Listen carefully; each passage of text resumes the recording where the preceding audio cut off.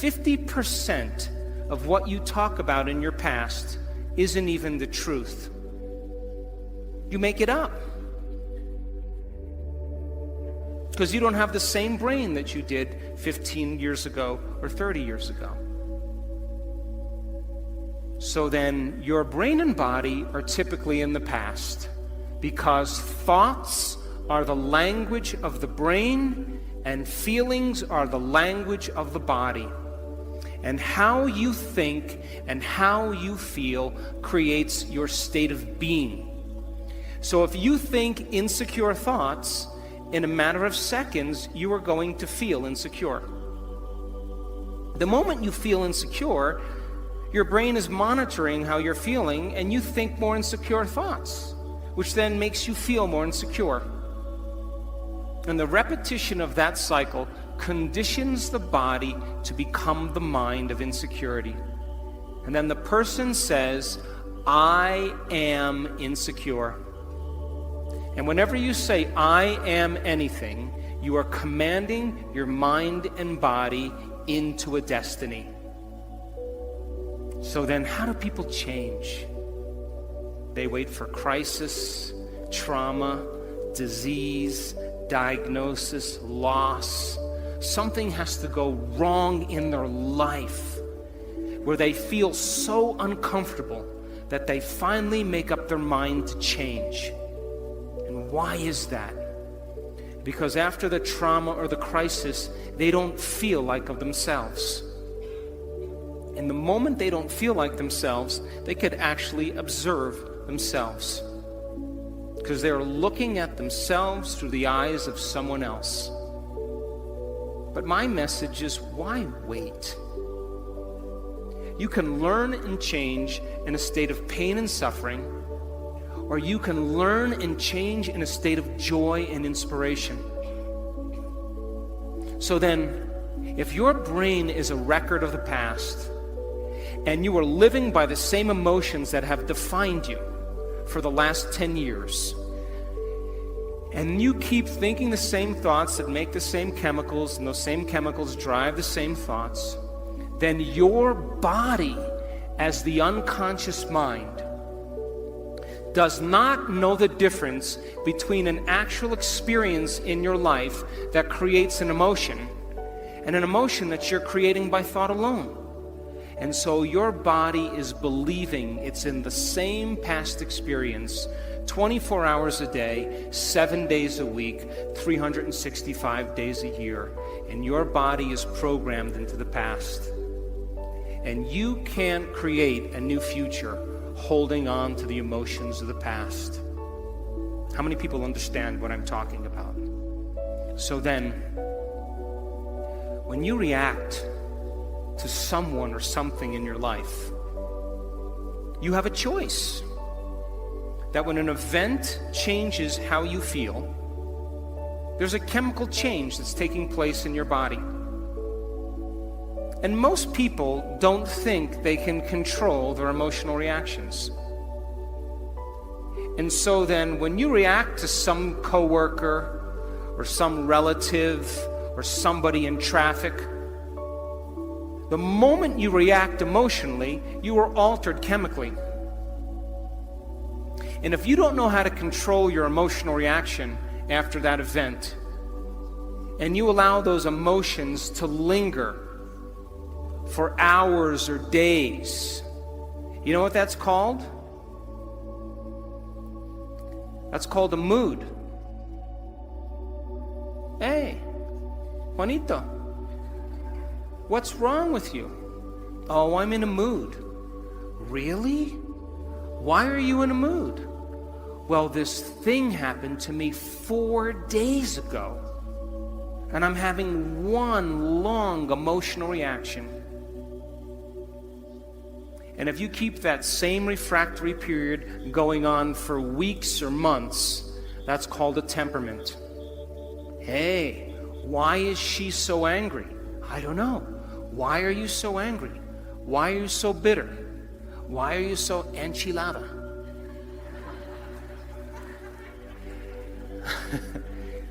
Because I had this experience 7 months ago, and I'm memorizing my emotional reaction. And if you keep that same refractory period going on for years on end, that's called a personality trait. And people wear their emotions on their sleeve, and that's who they think they are. And they will talk about the past to validate why they're not creating the life that they want.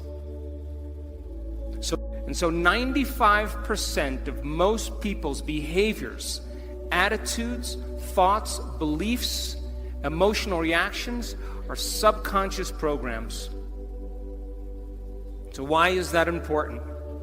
Because you're here to learn new information. And every time you learn something new, you make new connections in your brain. That's what learning is. Learning is forging new synaptic connections. Physical evidence as a result of your interaction in the environment and the footprints of consciousness is called learning, making new connections. And the Nobel Prize laureate Kandel in the year 2000 found that when people learned one bit of information, they doubled the number of connections in their brain from 1,300 connections to 2,600 connections. But if they didn't review that information, if they couldn't repeat it, if they couldn't remember it, those circuits pruned apart in hours or days. So if learning is making new synaptic connections, then remembering is maintaining and sustaining those connections. And you are here this week to learn vital information about creating a future and be defined by a vision of the future instead of the memories of the past. Because if you are not defined by some vision that is bigger than you, and you are not passionate about that vision, then you're left with the old hardware of the past in your brain, and you will be predictable in your life. So would you agree then? New thoughts, new information should lead to new choices. New choices should lead to new behaviors. And new behaviors should create new experiences. And new experiences should produce new emotions. And those new emotions should drive new thoughts. And that's called evolution. So if your brain is a record of the past, and you don't have a vision of the future, then you are living in the past.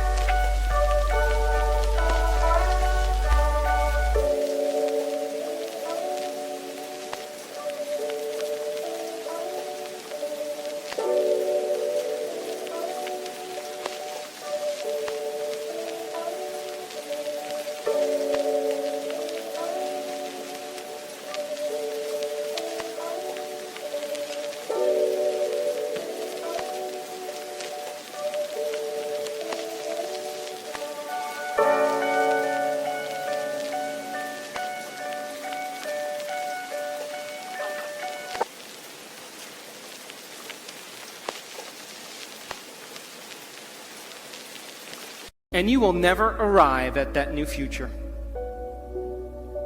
How many people understand what I'm talking about? So now, feelings and emotions are the end product of past experiences. And you can remember experiences better because you can remember how they feel. And when you're in the midst of an experience, all of your senses plug you into the environment. And as you're gathering all of this vital data from your external world, all that information rushes back to your brain, and it causes jungles of neurons to organize themselves into networks. The moment those neurons string into place, the brain makes a chemical, and that chemical is called a feeling or an emotion.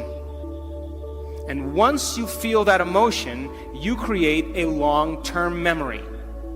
Now reason this with me. If feelings and emotions are the end product of past experiences, and you are feeling the same way every single day, doesn't that mean nothing new is happening in your life? And if those feelings and emotions drive certain thoughts, and you can't think greater than how you feel, because you had events in your life that have branded you emotionally, and you feel sadness or guilt or shame or unworthiness or insecurity, all of those emotions are created from past experiences. And when you feel those emotions, and those emotions drive certain thoughts, and then those thoughts make certain chemicals for you to feel the same emotion, and then those emotions drive certain thoughts, the repetition of that cycle then conditions the body to memorize that emotional state better than the mind. And now your body literally is in the past. Because if you can't think greater than how you feel,